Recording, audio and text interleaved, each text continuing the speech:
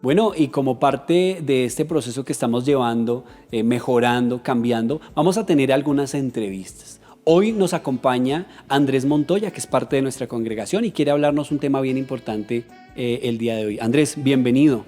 ¿Cómo Edison, estás? muchas gracias. ¿Cómo estás? Saludito como corresponde en estas épocas. Bienvenido. Gracias. Bueno, Andrés es parte de nuestra iglesia. Andrés, ¿hace cuánto estás con nosotros en Remavid? Hago parte de la iglesia hace aproximadamente 4 años y medio. Ok, Andrés, tú eres doctor, tú eres médico. Sí, yo soy médico general. ¿Hace cuánto eres médico? Ya llevo 5 años de experiencia en diferentes áreas asistenciales. Ok, Andrés, en este tema del COVID y qué bueno que pues por una cita divina pudimos tenerlo acá, como profesional, ¿tú cómo estás viviendo? Bueno, y en medio de tu familia, que tienes tus niñas, estás esperando bebé ahorita, ¿cómo estás viviendo este proceso del COVID-19?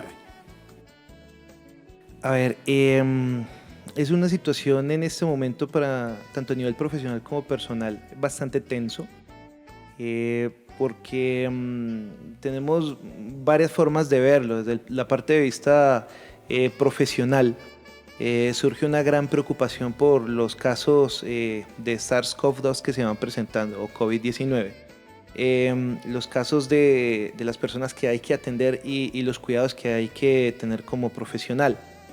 Al principio de esta emergencia carecíamos de muchos elementos de bioprotección y empezó a crecer en mi ámbito profesional un miedo a atender a los pacientes con esta patología en su interior por el tema de que había un riesgo para nosotros. Es decir, compañeros tuyos, tan pronto empezó el proceso, al igual que tú, tuvieron como este temor con respecto Sí. a lo primero, como los elementos de protección básicos de ustedes como profesionales de la salud. Tal cual. De hecho, en este momento hay algunos colegas y especialistas que tuvieron una primera exposición a los casos sin tener todos los materiales a la mano. No se tenía previsto que hacer tan fuerte el asunto. Y en este momento están en unidades de cuidado intensivo como los primeros perjudicados, que fueron los primeros que atendieron estos casos. Claro. Y eso genera pues un miedo en particular. Yo quiero hablar este tema y qué bueno que estamos hablando contigo, que eres cercano a nuestra casa. Y tiene que ver con que muchas veces nosotros vemos los casos allá en la televisión y vemos todo este tema de el equipo de salud, todo lo que son médicos, enfermeros, bueno, un montón de profesiones ligados a este tema. Y los vemos por allá lejanos, los que tienen un hermano, un primo, de pronto sienten el tema cercano, pero la mayoría de pronto ven allá el tema como, allá están los médicos, miren a ver qué van a hacer. Pero ahora que te tenemos acá, que es un miembro de nuestra iglesia, entonces saber, por ejemplo, eso que tú estás diciendo, que entra como el miedo en particular, digamos con tu familia, cómo lo ha vivido tu esposa en particular, cómo es ese tema ya entre los dos, cuando charlan, llegas tú de tu trabajo, ¿cómo es ese tema ahí? A ver, veámoslo desde que llego a la casa. Lo más difícil es ver que mis niñas salen a saludarme y no poder abrazarlas de entrada. Entonces Mariana y Valentina están en los 2 y 3 añitos, ellas corren a saludarte y es difícil, o sea, decirles que no. sí, porque ya he visto la actitud de ellas donde dice, como, pero papi, ¿por qué? Claro. Entonces ha sido un poco complejo explicarles que no puedo saludarlas de entrada. Es un protocolo de quitarse la ropa, aplicarse alcohol, decol en los zapatos, dejar todo en el ingreso de la puerta y pasar desnudo al baño prácticamente para asearme y luego después sí poder saludar a las niñas. Claro. Ese es cómo es el enfrentamiento de mi llegada a la casa con mi familia. Para mi esposa personalmente ha sido bastante duro porque ella teme mucho por el riesgo al que uno como profesional se enfrenta. Me lo ha manifestado muchas veces, ha sido llanto, ha sido oración, ha sido de búsqueda totalmente de Dios porque ante el mismo miedo que se ha generado, lo único que resta es armarse de fe y ser muy precavido. Claro. Y qué bueno que mencionas esta parte de la oración y de la fe, porque pues el hecho de que lo enfrentes siendo cristiano, pues hay como un plus ahí. ¿Cómo sientes esa parte de la oración? ¿Cómo sientes que te refuerza a ti esa parte de la oración y de tener a tu esposa, de pronto más familiares orando por ti y por las personas que están trabajando en el sector, en el área que tú estás? Yo pienso que esa es la moral, la fortaleza que uno tiene, porque finalmente cuando uno sale a enfrentar estos casos, al ser un tipo de patología desconocida que hasta ahora se está describiendo, al no saber si uno mismo la puede padecer en el momento en que uno hace asistencia a los pacientes, genera mucho miedo, y la única fortaleza, la única moral es decir, bueno, Dios es mi escudo y aquí vamos. Claro que sí. Recuerdo algo, esta semana una amiga también que está en el sector de la salud escribió que, y con respecto a este tema, que hay muchas personas que empezaron a tener miedo al ver un uniforme, empezaron a tener miedo de decir no me Sí. siento al lado de él porque es médico, o al lado de ella porque es enfermera, o al lado de ella porque no sé si está contagiada, y han empezado a tener como un pánico, y ella decía, tenemos más miedo nosotros de ustedes que no se lavan bien las manos. Nosotros por lo menos como médicos, decía ella, nosotros por lo menos sabemos cómo se lavan las manos, ustedes no saben.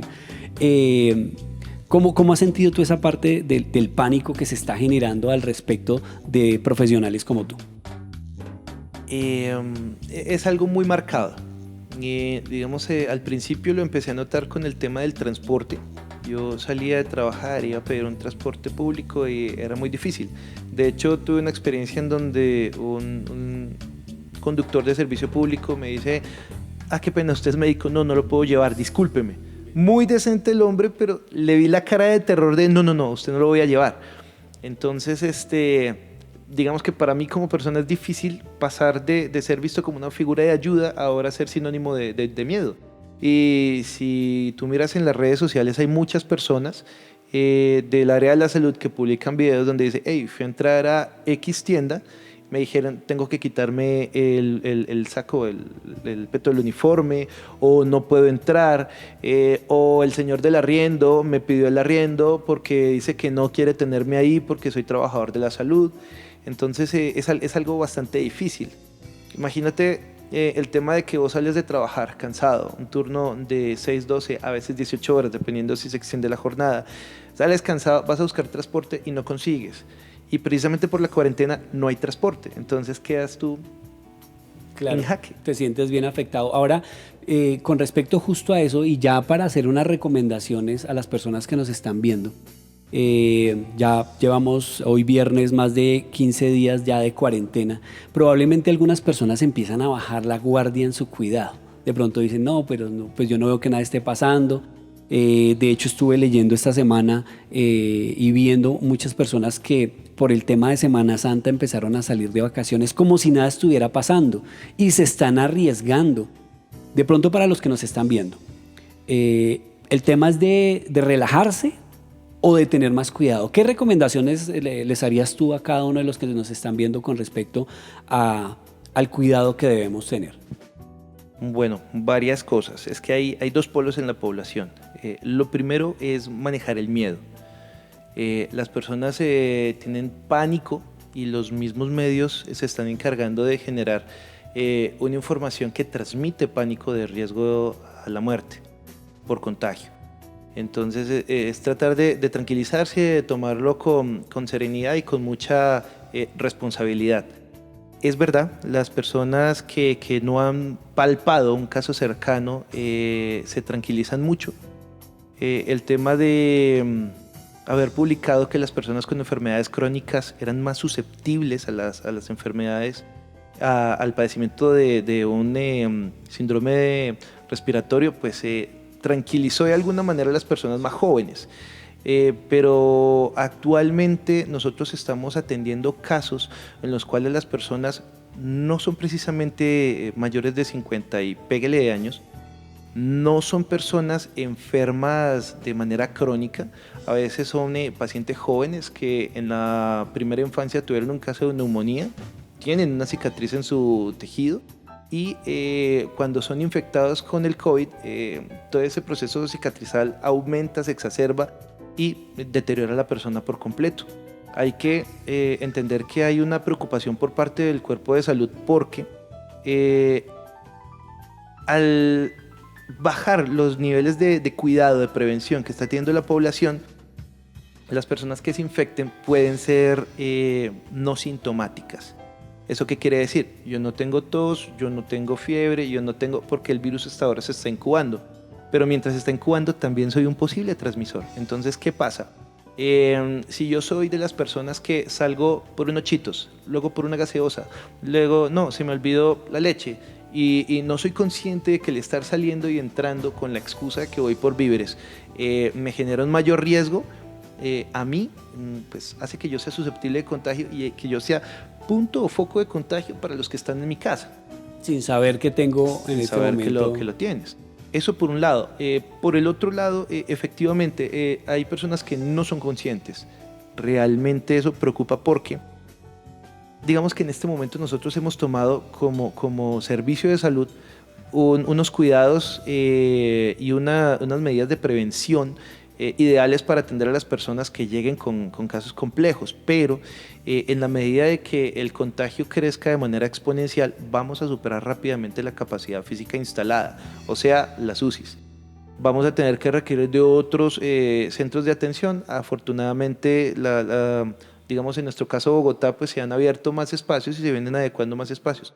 Pero digamos que la percepción que tenemos al respecto frente al cuidado que está teniendo las personas y la responsabilidad que está teniendo es que en algún punto vamos a superar la capacidad física instalada y podemos llegar a casos cruentos como tener que hacer prácticamente un triage de guerra para ver a quién atendemos y claro, a quién no le demos pronóstico y es lo que se lee mucho en redes sociales y es al respecto de que si hay una persona que tiene menos probabilidades hay que desconectar o quitar unas, digamos, ayudas que puedan facilitarle su proceso y pasarle a alguien que tiene una mayor posibilidad de vida. Eso es lo que se está viendo con países europeos que ya tienen mayor experiencia con colapso de su servicio sanitario.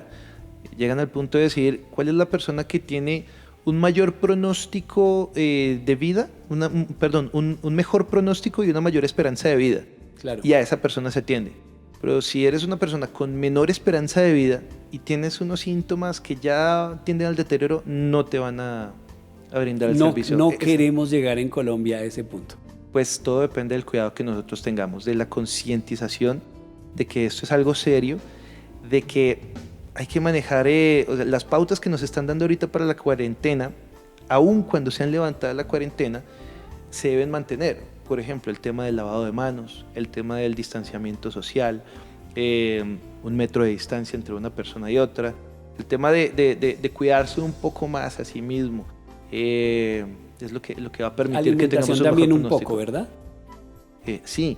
Mira, las personas que tenemos la bendición de tener las 3 comidas diarias, pues no lo sentimos y asumimos que muchas personas no lo ven así. Pero digamos, en nuestra localidad Bosa, ya que he tenido el privilegio de trabajar acá, hay personas que no cuentan con esa suerte. Hay personas que de hecho están a la merced de los mercados que les brinda el Estado y no es que sean malos, lo que pasa es que es un mercado para una familia grande, entonces no todos comen bien. Y el adecuado estado de la salud va muy de la mano con una nutrición saludable. Claro. Bueno, entonces la recomendación puntual, Andrés, es seguirnos cuidando. O sea, no bajemos la guardia. Usted que nos está viendo, no baje la guardia, tenga cuidado. Ahora de pronto usted dice, no, pues yo sé que a mí no me va a tocar, yo soy muy fuerte. No necesariamente ese pensamiento lo va a guardar, ¿no? Ahora hay otros que de pronto espiritualizaron el tema y dicen, no, yo salgo con mi tapabocas y ya, y el Salmo 91 me cubre, y entonces también dan posibilidades como a que Dios me va a guardar y porque Él lo dice ya, cuando pues realmente nosotros como cristianos somos los primeros que debemos dar ejemplo del cuidado, ¿verdad? Claro, mira, la misma palabra se respalda en ella misma. Una fe sin obras es una fe muerta. Yo puedo creer en algo, pero si yo no me cuido, no obro en pro de ese cuidado, ese autocuidado, soy un blanco fácil. Bueno, Andrés, de verdad muchas gracias por todo lo que nos has hablado. A ti, Edison. Chicos, personas que nos están viendo, familiares, algunos hermanos de la iglesia y personas que de pronto se encontraron con el link y nos están viendo. Tengamos los cuidados necesarios. Es importante hacerlo, es por nuestra vida y por la vida de las personas que están a nuestro alrededor. Quiero que, Andrés, me acompañes. Vamos a escuchar un tiempo de alabanza y de adoración que han preparado nuestros chicos de Worship Remavid.